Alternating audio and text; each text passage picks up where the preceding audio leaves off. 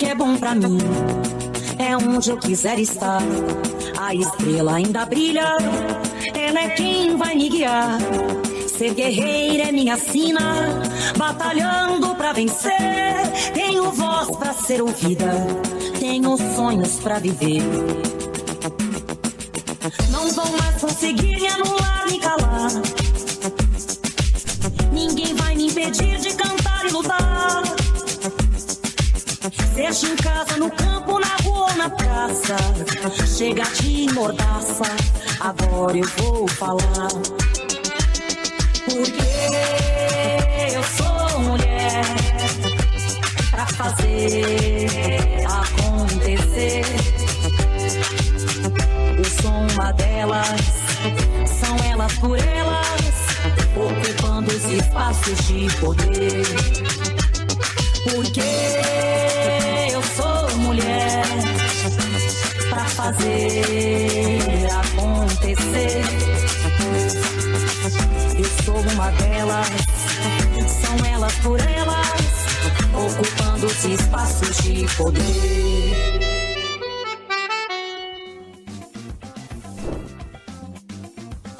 Começa agora o TV Elas por Elas. E na aula de hoje vamos falar sobre o Dia das Professoras, com Olga Freitas, doutora em Educação.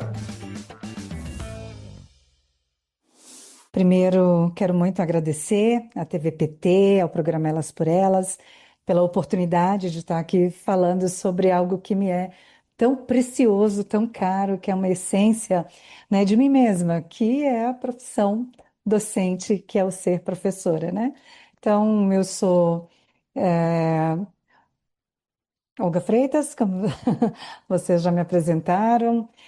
Eu me percebo professora desde a infância, eu acho que faz parte da minha essência mesmo. Eu sei que Paulo Freire já mencionou que ninguém se torna, né, professor numa terça-feira às 4 da tarde, e eu acho que é bem assim mesmo. Eu venho sendo professora ao longo da minha trajetória, mesmo sem antes entender, né, o que significa isso social e politicamente. Eu sou uma mineira radicada em Brasília já há bastante tempo, né? Eu sou mãe, avó, militante, profissional.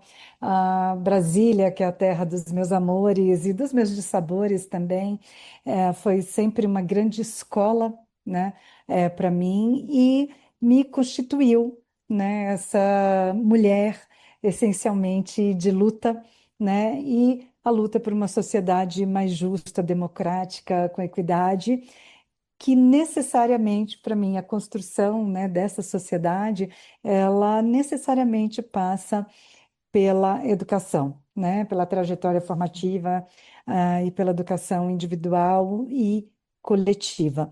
Então, ao longo dessa minha trajetória de quase 40 anos, eu sou professora da educação básica. Eu digo assim, fui, né? Porque na educação básica eu já me aposentei. Eh, Também, concomitantemente, durante algum tempo, né, como professora da educação básica, também fui professora universitária, formadora de novas e novos professores. Ah, e nessa busca mesmo pela sociedade, né, justa, democrática, solidária, né, eu entendi, né, que a construção ou a transformação social, ela faz parte da luta, né, e da luta das pessoas, individual e coletivamente. Desculpe, caiu meu anel aqui. Então, a transformação, né, a construção dessa sociedade possível, ela necessariamente é construída, né, na luta, né? E essa luta que alguns vão chamar de luta de classes, né? E o que a minha consciência de classe também me permite colocar é uma luta para que as pessoas mais vulnerabilizadas, né, as pessoas que vivem em situação de desigualdade, né, que elas tenham ferramentas para construir e conquistar, né, essa igualdade.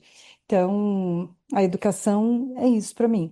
E pensando nisso, né, na educação, que é esse instrumento poderoso, né, de emancipação dos sujeitos para a transformação social, é, me levou, né, essa concepção da educação, esse pensar, né, em que mundo a gente quer viver e que sujeito que a gente precisa ajudar a formar para construir essa sociedade que a gente almeja, já desde muito cedo no movimento estudantil me colocou na, na, nos movimentos políticos, né? No movimento político. E nessa construção política também, eu sempre me vi ao lado da classe trabalhadora.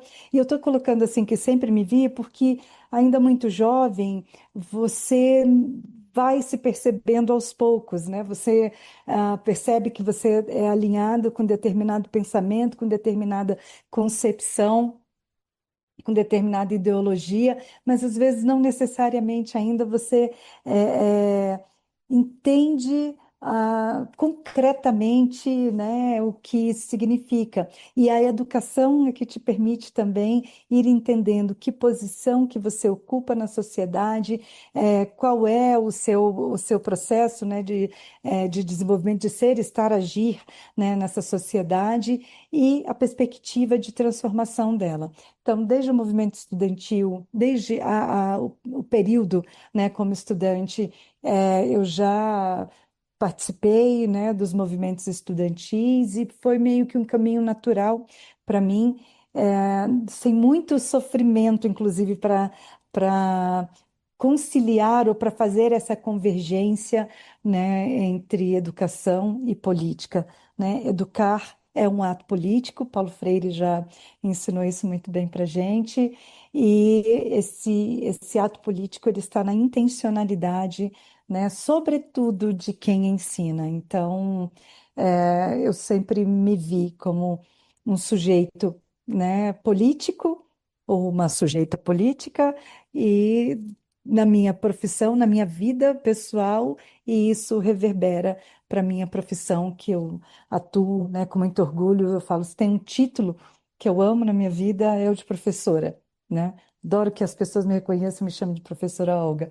Então, claro, mas para além disso, né, da ideologia, da intencionalidade, dos desejos, né, de transformação, eu galguei também uma carreira acadêmica. Então, né, eu sou uma pedagoga com mestrado em neurociência do comportamento, com doutorado em educação, tenho algumas outras especializações, entre elas a especialização em gestão escolar, né, a gestão educacional e escolar.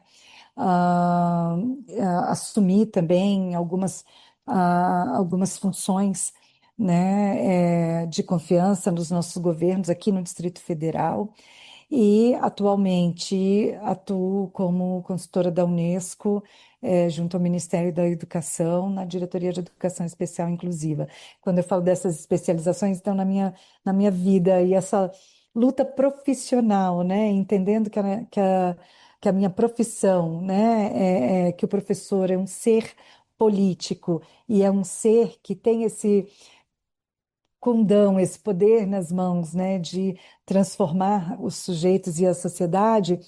é, eu fui também me especializando e atuando na área de educação especial e inclusiva, né, que é uma área, né, da educação e também, né, um setor da sociedade composto pelas pessoas com deficiência principalmente, né, que requer, né, também muita acessibilidade, né, e inclusão e também atuando, né, na dimensão do gênero, né, dentro da escola e na educação.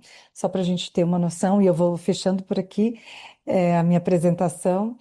A minha tese de doutorado é justamente sobre a feminização, da educação e, paralelamente a isso, ao aumento, né, da atuação das mulheres na área da educação, a mesma a não proporcionalidade ou ao oposto diametral, né, da ocupação dos espaços de poder na escola e na educação. Então, nós somos maioria na educação em todos os segmentos da comunidade escolar, sobretudo na educação básica, mas nós não ocupamos os espaços de tomada de decisão e de poder na educação, proporcionalmente como ocupamos os espaços da base e operacionais.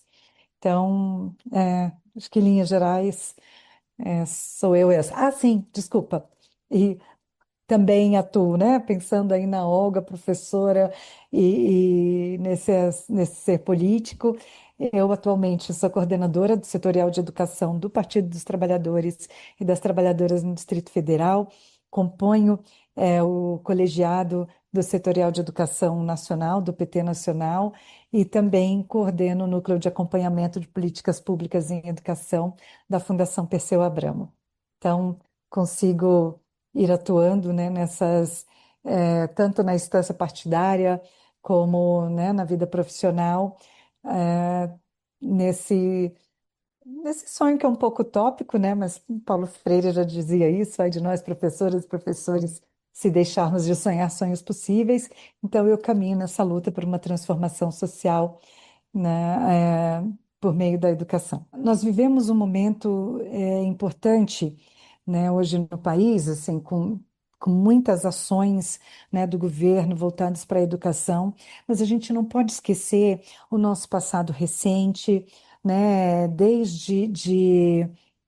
o golpe, né, contra a presidenta Dilma até o ano de 2022, que nós vivemos um verdadeiro retrocesso, né, com a retirada de direitos e de conquistas da população em diferentes áreas, né, e setores públicos, mas certamente a educação foi a mais afetada, né, por esses retrocessos, porque tanto quanto nós, né, pessoas de um campo mais progressista e que entendemos que a educação é um instrumento de transformação social, as pessoas né, eu não vou nem chamar de mais de conservadoras, né, mas os ultraliberais, né, as pessoas que ah, se auto-intitulam, né, patriotas, mas que se deixar vender a pátria inteira, né, entregar ao capital estrangeiro, por exemplo, entregam, né? Ah, ah, também essas pessoas também entendem, né, o poder de transformação que a educação exerce e pode exercer. Então, por isso mesmo, a educação foi uma das áreas extremamente atacadas, né, de 2016 até 2017 até 2022, e com a retirada mesmo de direitos, com muitos retrocessos, inclusive, né, legislativos, né, formalizados por meio de instrumentos normativos e com a intenção clara, né, e com outras atuações muito claras de sucateamento, né, da estrutura, né, da educação pública, para que se tornasse mais fácil e justificável para a população, de uma maneira geral, a privatização da educação. Porque uma educação pública, né, e ela é garantida na Constituição Federal, na LDB, em outras normativas, né, e até em normativas infralegais, que a educação pública, ela necessariamente é uma educação democrática, né? E quando a gente fala de democracia, a gente fala do acesso universalizado à escola, mas não apenas, né? Do acesso da permanência, ou seja, a gente precisa oferecer, além das condições de acesso, as condições para esse estudante, esse sujeito, esse indivíduo permanecer na escola e aprender com plena participação. Né? E quando a gente fala da plena participação, isso implica diferentes setores e contextos da vida real de um indivíduo, né? Então, uma educação democrática, né, numa escola pública, ela pressupõe inclusive uma educação antimachista, antirracista, anti-LGBTfóbica, anti-intolerante, né, aos segmentos religiosos, né? Então, é uma educação que dialoga e valoriza a diferença social, essa diversidade que cada escola, que cada unidade escolar pública é um recorte. Né? Dentro de uma escola pública, a gente tem todos os segmentos da sociedade representados, tanto as questões étnico-raciais, de gênero, orientação sexual, econômico-financeiras, de a diversidade religiosa, né? Então, cada unidade de escolar pública, ela apresenta um extrato, né, um recorte da diversidade social. E uma educação democrática abraça essa diversidade e esse recorte que estava dentro da escola, entendendo que essa diversidade é o que nos valoriza como povo, né, é o que nos valoriza como sociedade, né? A diferença ela é bem-vinda, né? As pessoas com deficiência também que compõem, né, esse, esse recorte, né, da sociedade. Então, uma escola pública necessariamente precisa ser uma escola democrática, e a democracia pressupõe a plena participação de todos e todos os sujeitos, né? Inclusive naquilo que é pensado, planejado e implementado dentro da escola. Não à toa, um dos instrumentos mais valorizados, né, dentro de uma escola precisa ser o projeto político-pedagógico dessa escola, porque ele representa uma carta de intenções, né, da equipe diretiva, da própria Secretaria de Educação para com aquela comunidade escolar. Então, ao assim, né, perceberem, os campos políticos têm respostas, né, diferentes para esta percepção, né? Nós, né, do campo progressista, nós do Partido dos Trabalhadores e das Trabalhadoras, que temos a educação como uma das principais bandeiras, né, da transformação social e da classe trabalhadora que o nosso partido é, é, prevê, né, e pressupõe e apresenta, né, no seu estatuto, nos regimentos, enfim, nos seus planos de governo, nós queremos que a educação de fato seja emancipadora, né, que consiga, que tenha força para romper, né, com o colonialismo que ainda está impregnado, né, no chão da escola. é, que promova, né, as rupturas com todo tipo de discriminação e de preconceito, e que a- traga, né, ajude, nos auxilie, né, a construir essa equidade tão necessária que vai trazer a justiça social. Então, nós atuamos, né, por uma educação de qualidade social e que consiga promover a transformação social a partir da emancipação dos sujeitos. Por outro lado, né, quem pretende destruir a educação, sucatear, precarizar para privatizar, né, é, trabalha arduamente com afinco, né, e nós vemos isso muito forte numa certa representatividade que existe ali no Congresso Nacional hoje, inclusive, né, para contribuir, né, para esse sucateamento, para essa precarização, para que a população que precisa da escola pública passe a concordar, né, com alguns grupos de que aquilo que é público não é bom, não é de qualidade e que por isso precisa ser privatizado, e a educação, né, começa a ser o alvo, né, e a gente já vê em alguns governos estaduais, né, principalmente de São Paulo, a privatização de alguns setores da educação pública,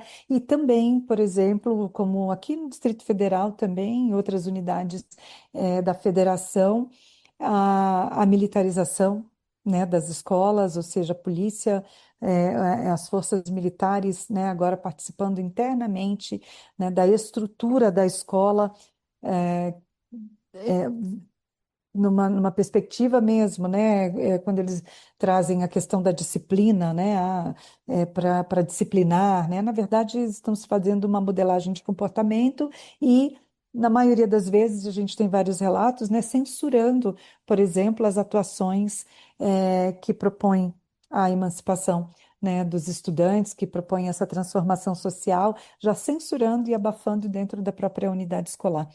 Então, nós temos, né, concepções e intencionalidades claras e muito diferentes. Então, vindo falar com professora, né, gente? É isso, a gente está contextualizando, né?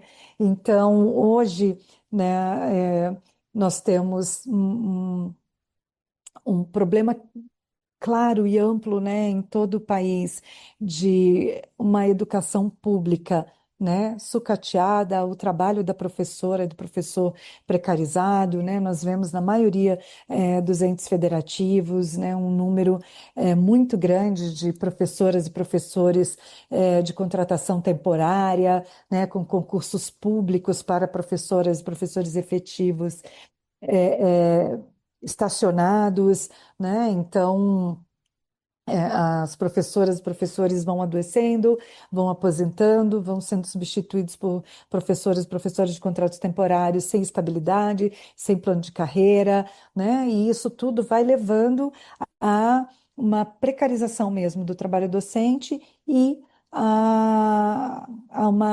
um sucateamento mesmo, né, da educação pública, desde o equipamento, né, da estrutura física da escola até mesmo, né, os apoios necessários, né, para os professores, os recursos didático-pedagógicos, os apoios necessários para os estudantes, como livro didático, uniforme, material escolar. Então, tudo isso, né, vai sendo precarizado. E a gente vai vendo, em contrapartida, eh,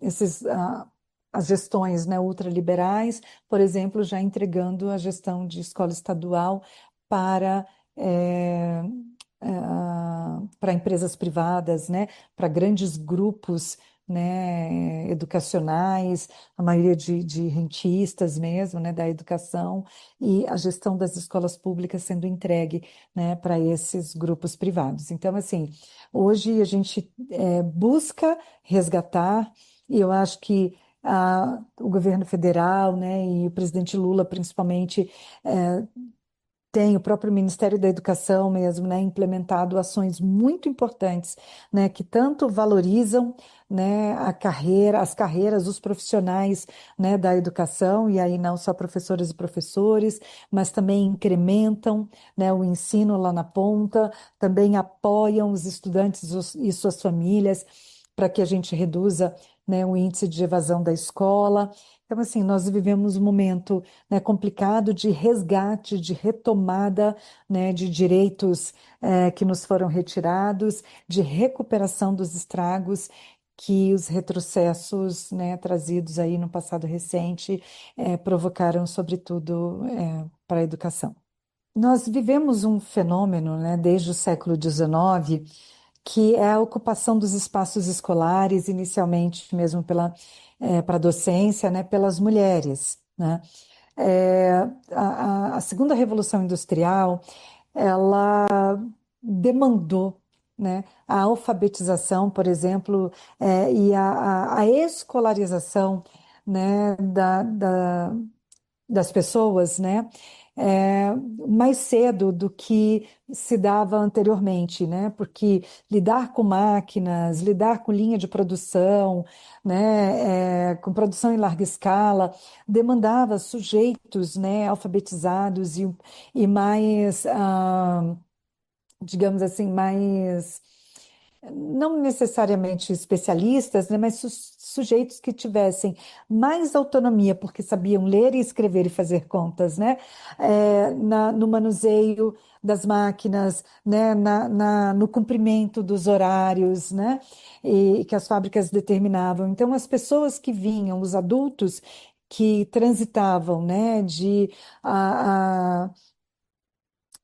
produtos, por exemplo, manufaturados, artesanais e tal, e que passaram, né, a ocupar os postos de trabalho nas fábricas, não davam conta do recado, porque a maioria era mesmo sem escolarização, ou com baixa escolarização nenhuma, e era muito mais difícil também escolarizá-las. Né? Isso a gente está falando do século XVIII para o XIX, né? E era mais difícil escolarizá-las, alfabetizá-las nos moldes que eram pensados na época, para que elas conseguissem, né, se alfabetizar e a tempo de conseguir trabalhar, né, sem dar tanto prejuízo ao patrão, né, digamos assim.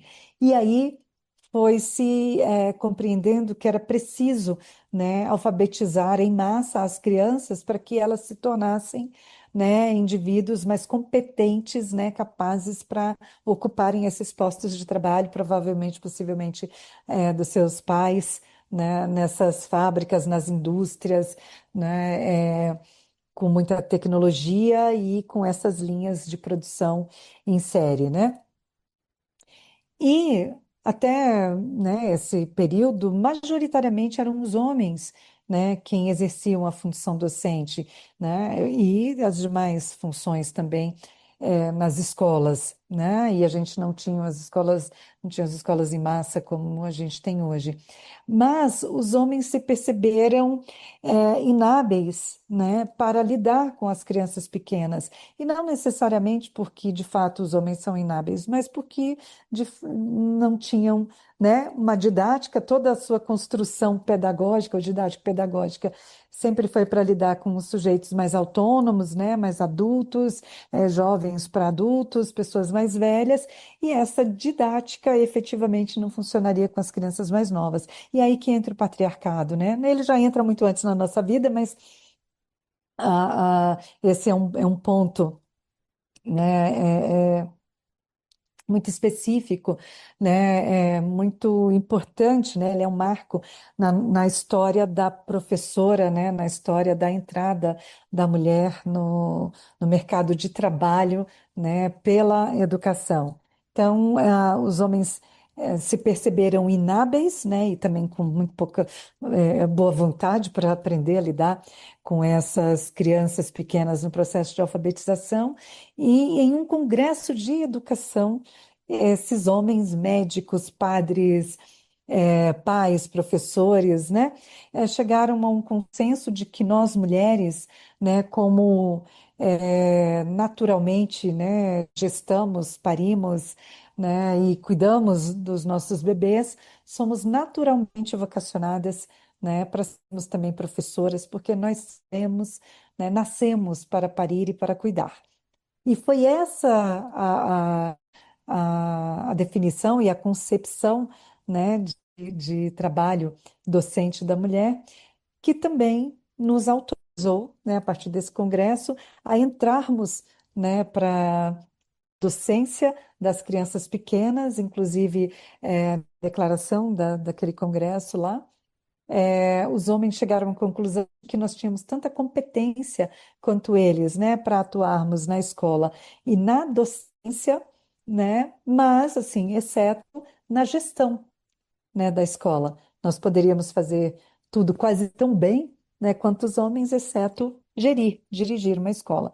Mas isso que também hoje, né, nós percebemos como um processo muito forte, né, uma atuação muito forte, né, do machismo, e do patriarcado, foi também uma oportunidade que nós agarramos com força, com unhas e dentes, para termos, né, o nosso trabalho remunerado e com qualificação, porque aí nós também iríamos estudar, porque nós mulheres desde sempre entendemos, né, que não é porque temos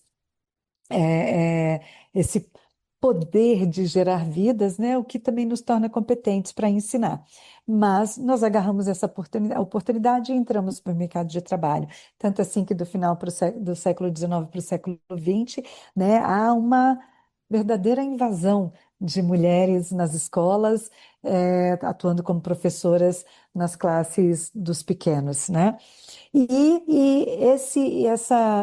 Essa entrada, né, das mulheres na educação, principalmente nas escolas e principalmente nas escolas que atuam com as crianças pequenas, ela só foi se ampliando, né, ao longo do tempo, ao ponto de a gente chegar no século XXI com quase 85% de todo o corpo docente da rede pública da educação básica do país ser composto por mulheres, né? Então, do magistério público, né, 85% é composto, são mulheres, né? Mas nós também somos a maioria, porque aí a reboque, né, desse conceito de que nós naturalmente sabemos cuidar, né, também a reboque desse conceito, as mulheres que são da carreira assistência, as funcionárias de escola, também começaram a entrar com seu para o mundo do trabalho, né, na área da limpeza, da alimentação escolar,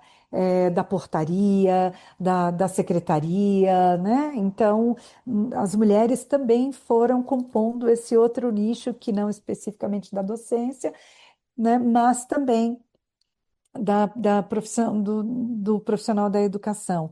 Então, hoje também nós somos mais de 70%. Vejam, a gente está falando, né, século XX para o XXI, hoje nós já somos mais ou menos 70% de mulheres, né, como nas carreiras de assistência à educação, que são, né, limpeza, todas associadas ao cuidado também, né, limpeza, merenda, portaria, a secretaria escolar.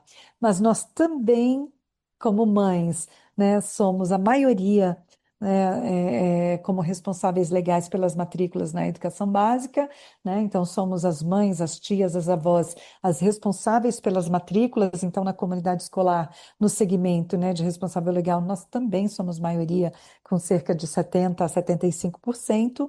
E hoje, né, nós também já somos maioria no alunado na educação básica, com mais ou menos 51% de meninas. Esse número é mais igual, né, nos anos iniciais, mas quando a gente começa a funilar para os anos finais do ensino fundamental e para o ensino médio, há uma maior evasão, né, de meninos, e aí esse número de mulheres aumenta, mas na média, né, nós já somos entre 51% e 52%. Então, vejam, nós somos a maioria em todos os segmentos da comunidade escolar, mas nós ainda, talvez fruto, né, o eco daquelas vozes lá do Congresso de Educação em 1880, né, 88, ecoando até aqui, nós não somos maioria nos postos de gestão, né? Então, a minha tese de doutorado, ela vai justamente nesse sentido, porque eu consigo demonstrar, né? Eu fiz um estudo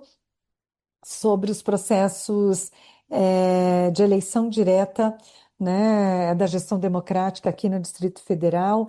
Eu fiz um estudo de 2013, se eu não me engano, que foi a primeira eleição direta, né? Depois de um tempo, nós tivemos eleição direta lá nos anos 80, 90, mas isso, né, se perdeu no tempo, e a partir de 2011, 2012, nós voltamos a ter, né, a gestão democrática nas escolas públicas aqui do Distrito Federal, e que não engloba só a eleição direta para a equipe diretiva, mas também, né, a composição dos colegiados, é, que vão acompanhar todo esse processo de gestão e tomada de decisão na escola. Mas um dos pontos específicos, e é esse que eu abordo, que é a eleição direta para as equipes diretivas, ele demonstra claramente, mesmo depois de eu ter defendido a minha tese, eu continuo acompanhando, né, o processo de eleição direta para equipes diretivas nas escolas públicas no Distrito Federal. E para nós é muito claro, nós mulheres somos maioria, os dados comprovam isso em todas as eleições. Nós somos maioria maciça na gestão das escolas onde os homens ainda não estão, né? Então, geralmente na educação infantil e nas escolas de anos iniciais. Majoritariamente, toda a força de trabalho de uma escola da educação infantil dos anos iniciais é composta por mulheres, e por isso as mulheres permanecem na gestão.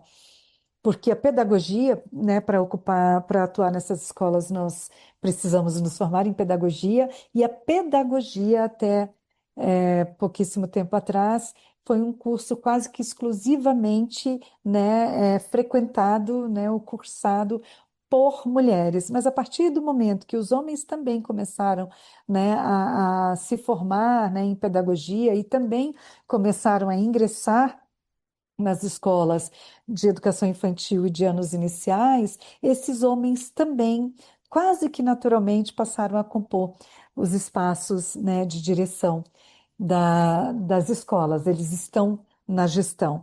Agora, a gente também começa a ver, né, esse afunilamento, essa menor participação das mulheres nas equipes diretivas, na medida em que as crianças vão crescendo e vão aumentando seus níveis de escolaridade, vão avançando para os anos finais do ensino fundamental. e também para o ensino médio, onde aí sim essas escolas não estão mais tão associadas aos cuidados, né, infantis, aos cuidados com a prole, e os homens então começam a atuar como os especialistas em determinadas áreas da educação associadas aos componentes curriculares. Então, ainda que nós sejamos maioria nessas escolas, né, de anos finais do ensino médio, porque nós continuamos a ser maioria, mas os homens têm maior inserção, nós vamos ver que as mulheres vão deixando o cenário da gestão e os homens vão assumindo. Essa realidade, né, na escola, ela também se reproduz ou se relaciona, né, com a realidade de outros espaços de gestão da própria educação, né, onde continuamos, né, tendo a maioria de mulheres exercendo, né, funções operacionais, técnicas, básicas, mas não alcançando, né, esses espaços de tomada de decisão.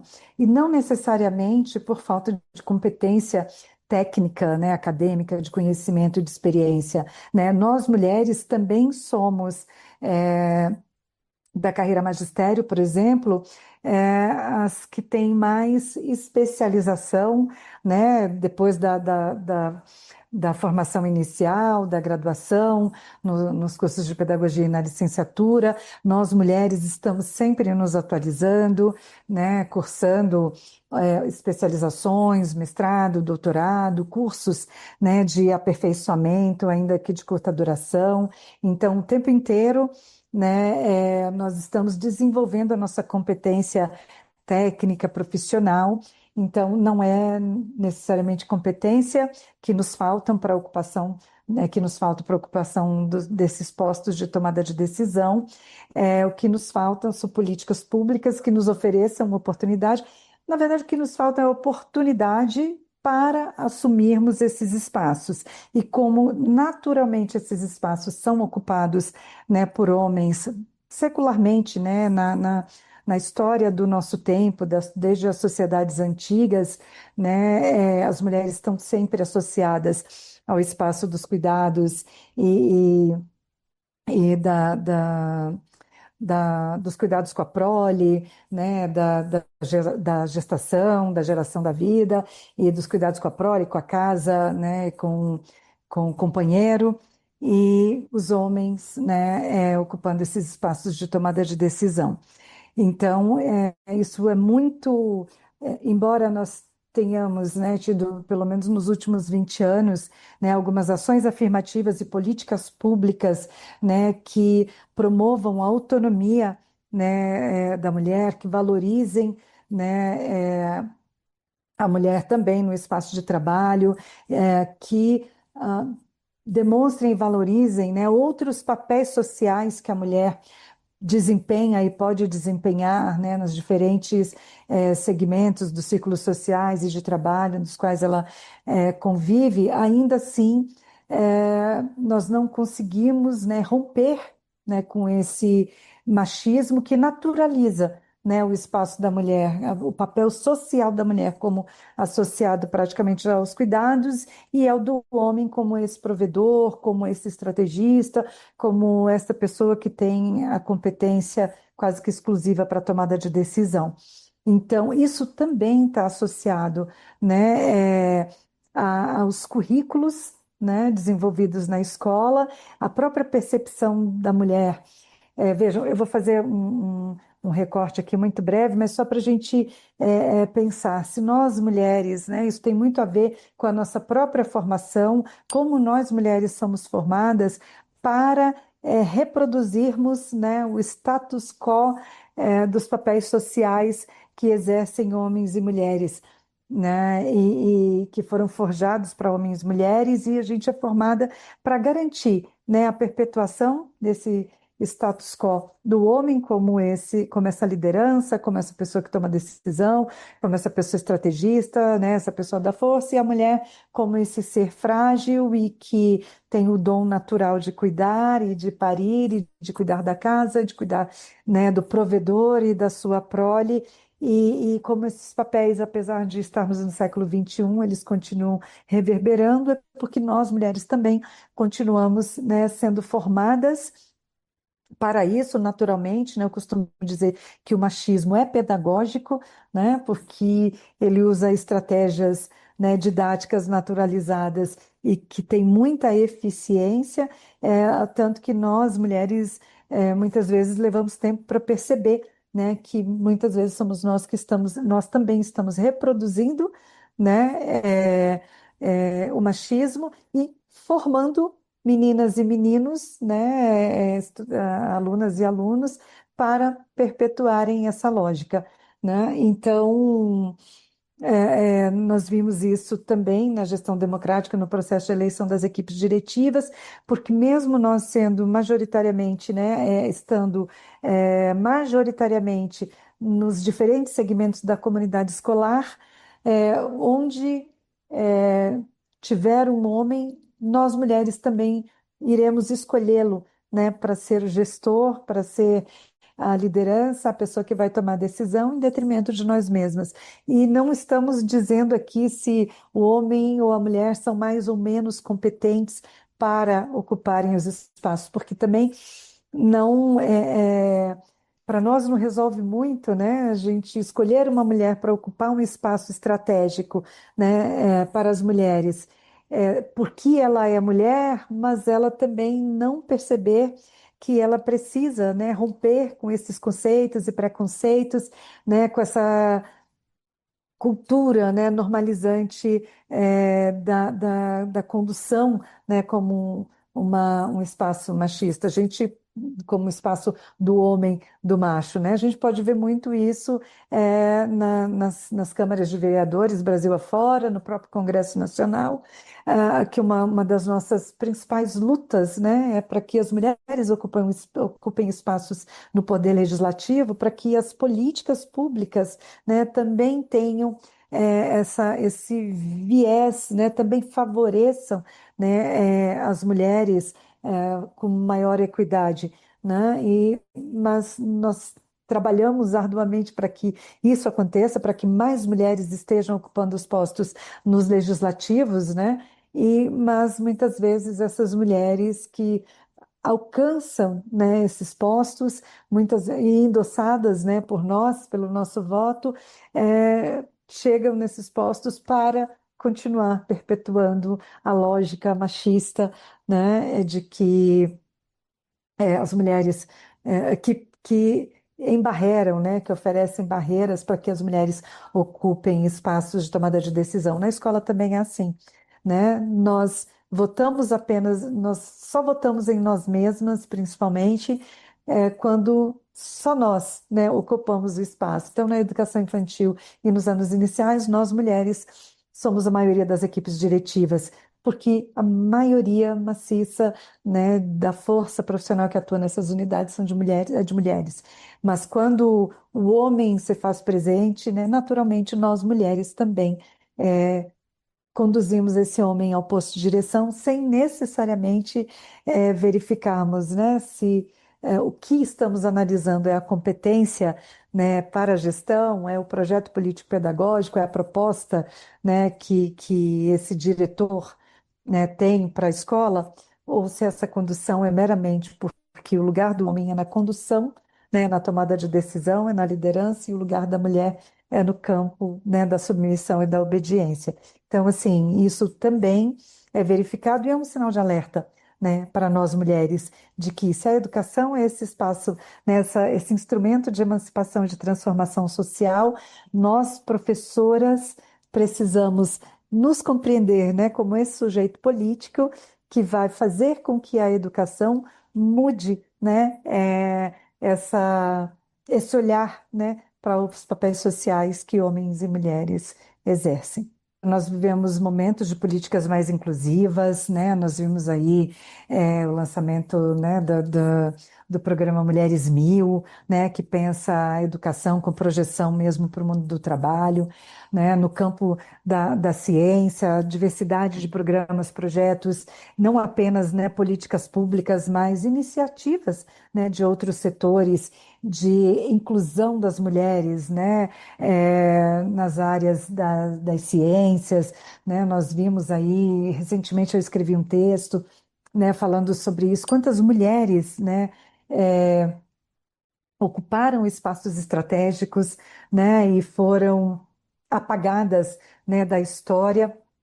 E hoje, por exemplo, a própria Antonieta de Barros, né, que foi a primeira deputada negra, né, do Brasil, lá em Santa Catarina, lá no início do século XX, e que é dela, né, a ideia de que o dia da professora, né, seja do dia dos professores, seja 15 de outubro, né, porque é a data que se marca, né, a implementação da escola elementar, né, da escola da educação básica no país. E é uma mulher pioneiríssima, né, de vanguarda, que lá em 1940, na década de 40, salvo engano, né, que é Antonieta de Barros, primeira mulher negra, né, eleita deputada por um estado hoje, né, que promove um verdadeiro apartheid, digamos assim, entre negros e brancos, né?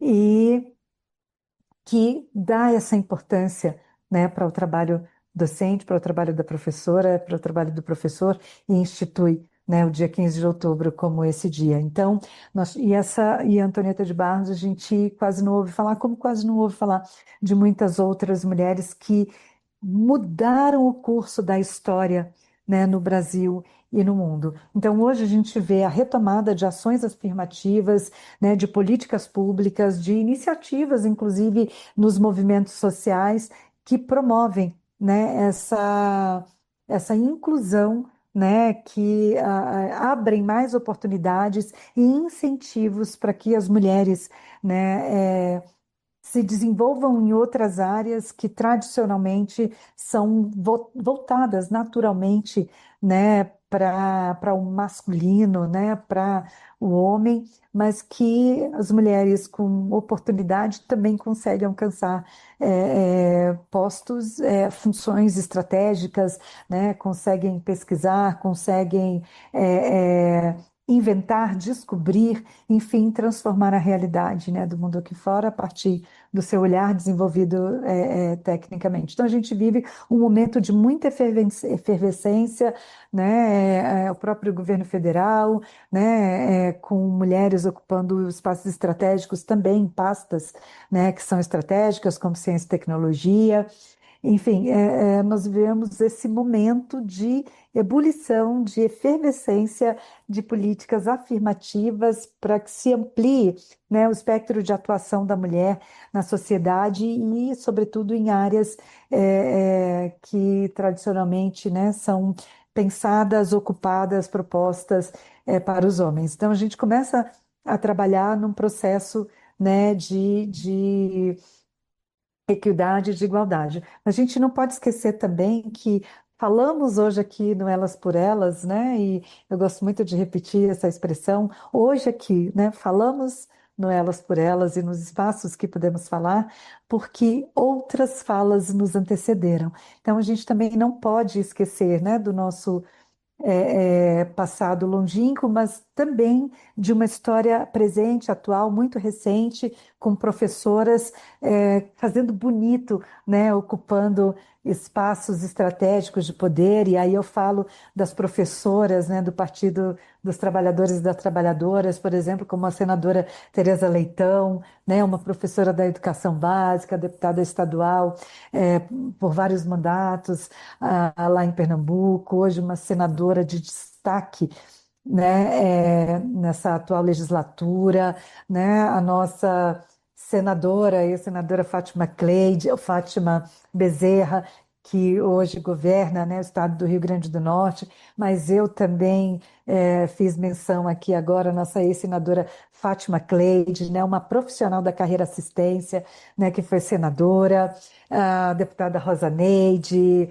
deputada Maria do Rosário. Então, assim, nós temos, né, muitas professoras também ocupando um espaço na defesa da educação pública de qualidade, né, socialmente reconhecida e que promove, né, uma educação para a equidade, uma educação para a emancipação dos sujeitos e para isso, né, para romper, né, com essa cultura, né, machista ainda, né, com esse machismo estrutural que paira pedagogicamente, transversaliza, né, todas as ações, da educação. Então, a gente vive um momento fértil, né? E que precisamos aproveitar, né, com muita força, para avançarmos na conquista, né, de direitos, né, e a equidade.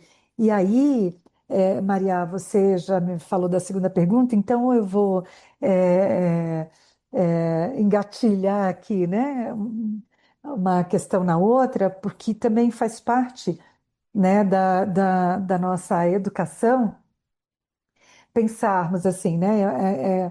Eu vou combinar aqui com uma mensagem para futuras e para futuros professores, né? Porque quando nós falamos da equidade entre gêneros, né? Nós não estamos falando apenas, né, da mudança de comportamento, da mudança de concepção e ideológica que a mulher precisa ter de si.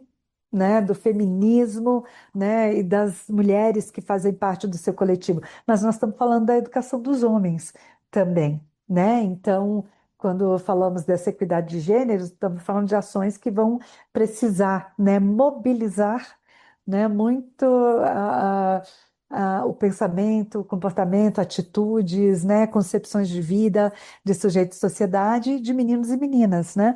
E mesmo assim, com esse momento fértil, né, para o desenvolvimento para a ocupação de outros espaços que nós estamos tendo com as políticas públicas e ações afirmativas, nós ainda precisamos, né, muito fortemente entender que esse espaço, né, da educação ele de fato é transformador. E muitas vezes eu estava lendo, eu hoje recebi muitas mensagens, né, sobre o Dia das Professoras e dos Professores, mas algumas também dizendo, né, a juventude não quer ser professora. Né? E eu venho dialogando, né, sobre esse sinal de alerta há pelo menos uma década. As jovens e os jovens não querem ser professores, né? Porque ser professor hoje no Brasil está muito associado, né, a essa precarização, ao trabalho árduo, ao trabalho difícil, com salas superlotadas, com escassez de recursos, né, é, com a falta da tecnologia educacional dentro da escola, né, com uma escola ainda muito analógica, dialogando com uma outra geração, né, de crianças e jovens, com os baixos salários, né, com a formação continuada indo assim muito lentamente por parte do poder público, a não ser pelo esforço próprio da professora em se formar. Então, esse tripé, né, salário, carreira e formação, que compõem, né, são as principais bandeiras e reivindicações, né, das professoras e dos professores, não se torna atrativo, aliás, se torna problemático, né, para que as juventudes não mirem, né, para a carreira de professoras e professores como algo importante, desejável, que se aspire, né? E muito menos ainda com com a nossa atribuição mais forte, talvez, né? Que seja de se perceber e de agir e de atuar como um ser político, entendendo que a educação, que educar é um ato político e que a partir desse ato político é possível transformar a sociedade. Então, assim, para os jovens, né, e as jovens, as novas e os novos professores, aquelas que estão iniciando na carreira, né, mudar toda essa perspectiva depende de uma coisa muito importante, né? Apenas professoras feministas poderão subverter essa lógica. E quando a gente fala de feminista e de mulher feminista e de professora feminista e de homem feminista, né, a gente precisa desmistificar um conceito muito deturpado, né, que é de uma competição, né, entre homens e mulheres, de mulheres querendo fazer aquilo que é atribuição dos homens, né? Quando, na verdade, o feminismo é a busca por essa igualdade, por essa equidade de direitos, né, de divisão do trabalho, de divisão, né, dos salários mais justos, de oportunidades iguais para estudar, para se desenvolver plenamente, para constituir família, né? Então, quando falamos, né, do feminismo, falamos dessa equidade necessária em todos os campos, né, da nossa vida. Então, a minha o meu pensamento mais próximo, né, que para subverter essa lógica e para mudar tudo isso que está posto, inclusive, né, para lutar pela educação pública, na escola pública, com gestão pública, né, composta pedagogicamente, né, por profissionais da educação e em diálogo com as comunidades escolares, com a comunidade escolar. Necessariamente precisamos de professoras feministas e que se percebam, né, como sujeitos que atuam, né, para a promoção dessa equidade. Então, nós mulheres precisamos nos perceber, né, como essas forças estratégicas, né, da subversão de uma lógica posta, né, e de uma reestruturação, né, da concepção do formato, né, que hoje a educação pública e os currículos e a organização do espaço escolar, né, estão inseridos, estão colocados, né? A gente precisa começar a subverter essa lógica e são ações muito básicas, né? O cuidado com o próprio corpo, que é individual, né? A organização dos espaços da sala, não, por exemplo, da sala de aula, né? Não dividido por gênero, das filas escolares não divididas por gênero, né? Da organização coletiva, conjunta de todas as atividades e tarefas desenvolvidas na escola, né? São ações pequenas, simples, que podem começar a gerar essa discussão e esse debate sobre a igualdade, né, de gênero e a equidade que a gente pretende na escola.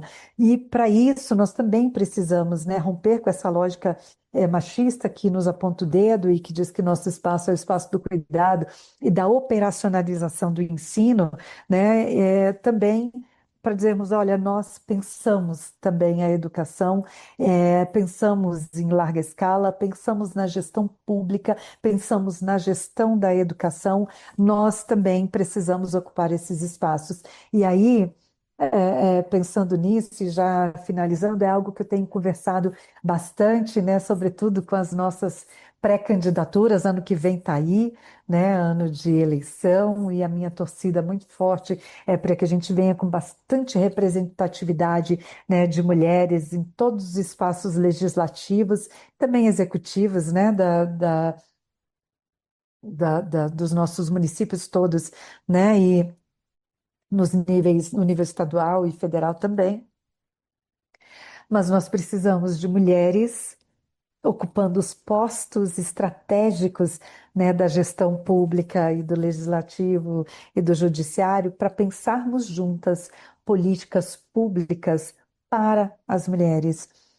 Vamos só pensar, né, em algumas questões aqui, eu já vou fechando, Maria. Mulheres professoras que atuam 40, 60 horas semanais na sala de aula se preocupam porque elas próprias, professoras, não têm creches públicas para que as suas crianças, para que os seus bebês fiquem em segurança, com cuidado, desenvolvendo-se plenamente, enquanto elas trabalham a educação, né, dos outros filhos da comunidade escolar e dos nossos jovens que estão sendo, né, formados para essa equidade. as mulheres professoras, né, principalmente as profissionais da educação, também se preocupam, além de não ter, né, espaços públicos, creches públicas, né, para deixar os seus filhos, com os locais onde elas moram, e moram muitas vezes longe, né, das escolas em que atuam em mais de uma escola, no mesmo período, né, e nós não temos uma política habitacional para as profissionais da educação, né? Nós não temos uma política de saúde pública para as mulheres da educação, profissionais da educação. Nós estamos pensando não apenas na saúde mental, né, muito afetada já há alguns anos, mas muito potencializada depois do período de distanciamento social que vivemos, né, um tempo atrás, em função da Covid, mas para a saúde da mulher, né? Nós, mulheres, ao longo do tempo, com a chegada da idade, né, com o nosso envelhecimento mesmo, né, que é uma coisa saudável que a gente espera, né, envelhecer com saúde, nós não temos acesso à saúde pública para que consigamos, né, nos manter saudáveis para exercermos da melhor forma possível, né, os nossos papéis sociais, tanto de professora quanto de mãe, né, como de ser político. Então, assim, a ausência dessas políticas pensadas para as professoras também é imediatamente, diametralmente, né, relacionada à ausência, né, de mulheres pensando, propondo, planejando e implementando políticas públicas. Então, para a gente pensar um pouco sobre a complexidade, né, que envolve a educação como ato político, mas também para pensar que nós, professoras, fazemos e podemos fazer ainda mais, né, a diferença nessa transformação social necessária, nessa construção de uma outra sociedade possível, onde mulheres e homens, né, sejam iguais, né, na, e essa igualdade, né, o que nós estamos falando, na igualdade, né, de oportunidades, de acesso aos direitos, né, da educação, moradia, trabalho, salário, valorização, enfim. Então, nós professoras, os professores também, né, nesse dia 15 de outubro, um dia proposto, pensado e legislado por uma mulher negra, né? Precisamos pensar também em toda essa construção possível e que o nosso olhar para nós mesmas, como professoras, como profissionais da educação, como mulheres, né, nos nossos diferentes papéis na sociedade, como mães, como avós, né, podemos fazer essa diferença. Então, apenas essa professora feminista vai poder subverter a lógica. E eu quero que a gente tenha muitos motivos, né, para comemorar o ser professora, né, para a gente ter orgulho de ser professora, mas esse orgulho também de exercer a nossa profissão, ele se constrói também na luta, né? E eu mando um abraço muito forte para as professoras e professores da educação pública desse país, mas, sobretudo, para as minhas companheiras e companheiros do Partido dos Trabalhadores e das Trabalhadoras.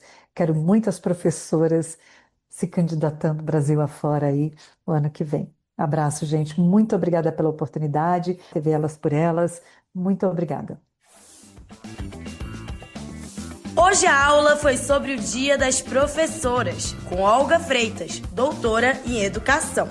Continue ligada no TV Elas por Elas.